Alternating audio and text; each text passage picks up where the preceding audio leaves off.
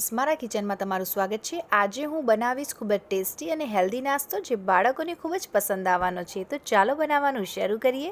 મેં અહીંયા એક વાસણમાં 1 કપ ઘઉંનો લોટ, અડધો કપ મેદાનો લોટ, જે માપથી ઘઉંનો લોટ લીધો હોય તે માપથી થોડો ઓછો મેદાનો લોટ લેવાનો છે। આની અંદર 1 ચમચી જેટલો અજમો હાથથી આવી રીતે મસળીને એડ કરવાનો છે।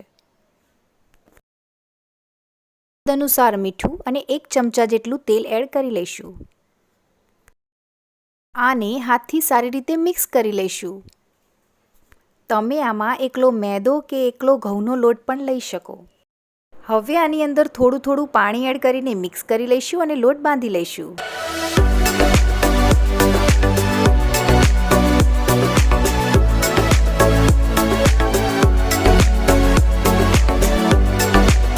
તમે જોઈ શકો છો લોટ સારી રીતે બંધાઈ ગયો છે। આને 10 થી 15 મિનિટ સુધી ઢાંકીને મૂકી દઈશું। તો સ્ટફિંગ તૈયાર કરવા માટે મેં અહીંયા આટલી વસ્તુ રેડી કરીને રાખી છે।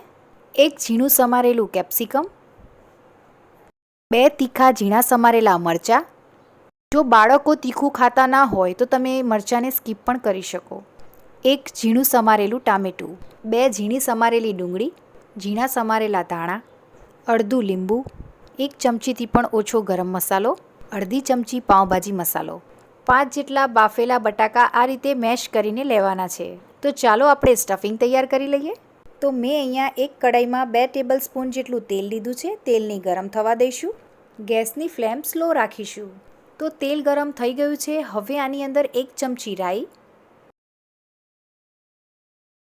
1 ચમચી જીરું, અડધી ચમચીથી પણ ઓછી હિંગ, ઝીણી સમારેલી ડુંગળીને સારી રીતે મિક્સ કરી લઈશું। હવે આની અંદર ઝીણા સમારેલા તીખા મરચાં, ઝીણું સમારેલું કેપ્સિકમ અને ઝીણા સમારેલા ટામેટાં એડ કરી લઈશું। આને મિક્સ કરી લઈશું। તમે આમાં તમારા મનપસંદ વેજીટેબલ એડ કરી શકો। આને અડધી મિનિટ સુધી ચડવી લઈશું। તમારે ગેસની ફ્લેમ હાઈ રાખવાની છે, કેમ કે વેજીટેબલનો જે ટેસ્ટ છે તે જળવાઈ રહે, અને જો ગેસની ફ્લેમ સ્લો રાખશો તો વેજીટેબલમાંથી પાણી છૂટું પડવા લાગશે અને આનો ટેસ્ટ સારો નહીં આવે। તો અડધી મિનિટ થઈ ગઈ છે અને ગેસની ફ્લેમ સ્લો કરી લઈશું। હવે આની અંદર અડધી ચમચી ગરમ મસાલો। જો તમે આ નાસ્તો નાના બાળકો માટે બનાવતા હોય તો ગરમ મસાલો એડ કરવાની જરૂર નથી। અડધી ચમચીથી પણ ઓછો પાઉંભાજી મસાલો, આનાથી ટેસ્ટ ખૂબ જ સારો આવે છે। 1 ચમચી મરચું, તમે તમારા ટેસ્ટ પ્રમાણે પણ વધુ ઓછું કરી શકો। અડધી ચમચીથી પણ ઓછી હળદર, 1 ચમચી જેટલું ધાણા જીરું, સ્વાદ અનુસાર મીઠું, અડધા લીંબુનો રસ। આનાથી આ નાસ્તો એકદમ ચટપટો બનશે। લીંબુનો રસ એડ કર્યા પછી આને વધારે ચડવવા દેવાનું નથી, કેમ કે લીંબુના રસનો ટેસ્ટ કડવો થઈ જશે। તમે આમાં લીંબુના રસની જગ્યાએ આમચૂર્ણ પાવડરનો પણ ઉપયોગ કરી શકો અને સ્વાદ અનુસાર ખાંડ એડ કરી લઈશું। આને સારી રીતે મિક્સ કરી લઈશું।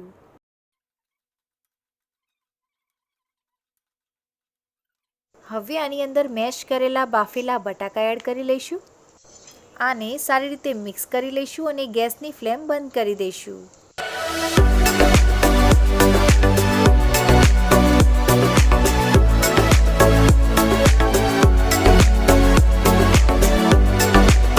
હવે આની અંદર ધાણા એડ કરી લઈશું અને મિક્સ કરી લઈશું। સ્ટફિંગને ઠંડુ થવા દઈશું। મેં અહીંયા રોટલી બનાવવા માટે એક તવી લઈ લીધેલી છે। તવીને ગરમ થવા દઈશું। તવી ગરમ થાય ત્યાં સુધી આપણે જે લોટ બાંધીને રેડી રાખ્યો છે એ લોટમાંથી આ રીતે થોડો લોટ લઈને લૂવું કરી લઈશું અને આની ઉપર સૂકો લોટ લઈને આને પાટલા પર રાઉન્ડ શેપમાં વણી લઈશું।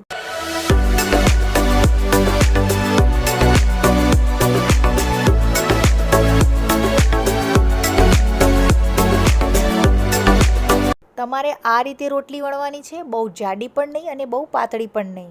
હવે રોટલીની એક સાઈડ સ્ટફિંગ ભરી લઈશું અને આ રીતે રોટલીને કવર કરી લઈશું। આને આ રીતે હળવા હાથથી દબાવી લઈશું। હવે આને ચમચીની મદદથી એક સારી એવી ડિઝાઇન આપી દઈશું।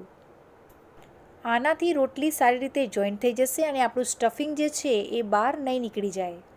હવે આને તવીની અંદર આ રીતે મૂકી દઈશું। એક સાઈડથી રોટલીનો કલર ચેન્જ થઈ જાય પછી આને પલટાવી લઈશું। આની ઉપર થોડું તેલ લગાવી લઈશું અને તેલની જગ્યાએ ઘી અથવા બટરનો પણ ઉપયોગ કરી શકો। રોટલીને થોડી વાર માટે પલટાવતા રહીશું કેમ કે સારી રીતે ચડી જાય. તમારે ગેસની ફ્લેમને મીડિયમ રાખવાની છે. આને સાઈડમાં પણ સારી રીતે ચડવી લઈશું કેમ કે બધી સાઈડથી સારી રીતે ચડી જાય. આ રીતે બધી રોટલીને વણીને આપણે નાસ્તો બનાવી લઈશું. તો તમે જોઈ શકો છો નાસ્તો ગરમ સર્વ કરવા માટે તૈયાર છે. તમે આને સવારના નાસ્તા માટે અને બાળકોના લંચ બોક્સમાં પણ આપી શકો છો. તમે આને સોસ કે કોઈ પણ ચટણી સાથે ખાઈ શકો છો. તો ફ્રેન્ડ્સ, નાના બાળકો અને મોટાને આ નાસ્તો ખૂબ જ પસંદ આવશે અને તમે આ રેસીપી એકવાર જરૂરથી ટ્રાય કરજો અને તમને આ રેસીપી કેવી લાગી એ કમેન્ટમાં જરૂરથી જણાવજો. તો ફ્રેન્ડ્સ, મારા વિડીયોને લાઇક કરજો, શેર કરજો અને મારી ચેનલને હજુ સુધી સબસ્ક્રાઇબ ના કરી હોય તો સબસ્ક્રાઇબ કરજો અને બાજુમાં આપેલી ઘંટીને દબાવજો જેથી કરીને મારી નવી રેસીપીની નોટિફિકેશન તમને મળતી રહે. Thank you for watching.